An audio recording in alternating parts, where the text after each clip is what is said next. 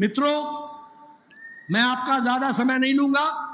मैं खाली आपको बताना चाहता हूं, आप कार्यकर्ता जनता के बीच में आंध्र प्रदेश में गांव गांव घर घर हर घर ये संदेश दीजिए कि जब वाईआरसीपी की सरकार थी तो अंधकार था। We were rushing towards death trap. It was a government of non performance, it was a government of non governance, it was full of corruption. और आज मोदी जी के नेतृत्व में जब एनडीए की सरकार आंध्र प्रदेश में चल रही है तो हम उजाले की ओर बढ़ रहे हैं। We are going towards the brightness, we are going towards the development. और मैंने आपके सामने डेवलपमेंट की सारी सूची आपके सामने रखी है।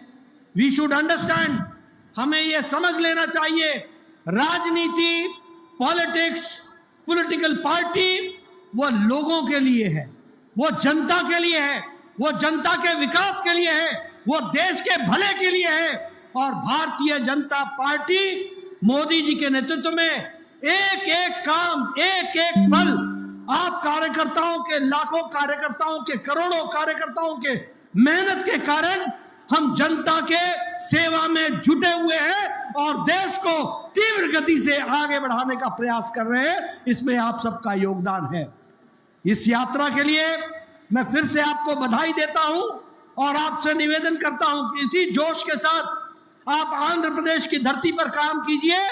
लोगों का आशीर्वाद एनडीए को मिलेगा और मिलता रहेगा और हम एक नहीं बारंबार सरकार में आकर के आंध्र प्रदेश की, तेलुगु की जनता की सेवा में लगेंगे। यही मेरा आपसे निवेदन है। बहुत बहुत धन्यवाद। जय भारत, जय आंध्र। और अंत में मैं एक बात और कहूंगा, याद रखना, मोदी के दिल में आंध्र प्रदेश है और आंध्र प्रदेश के दिल में मोदी है। इस बात को भी समझ लेना। इन्हीं शब्दों के साथ సంపూర్ణంగా కేంద్ర ప్రభుత్వం నరేంద్ర మోడీ గారి నాయకత్వంలోని ఎన్డీఏ ప్రభుత్వం రాష్ట్ర ప్రభుత్వానికి సహకారం అందిస్తా ఉంది.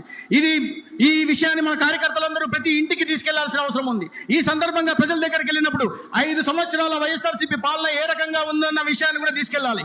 ఆనాడు రాష్ట్రమంతా అంధకారంలో ఉండింది. ఆనాడు అవినీతి ఊపిలో రాష్ట్ర ఆర్థిక వ్యవస్థ చిక్కపోయింది. ఆనాడు అసమర్థ పాలన కొనసాగింది. ఆనాడు అవినీతి పాలన కొనసాగింది. ఆనాడు ఒక అరాచక పాలన రాష్ట్రంలో కొనసాగింది.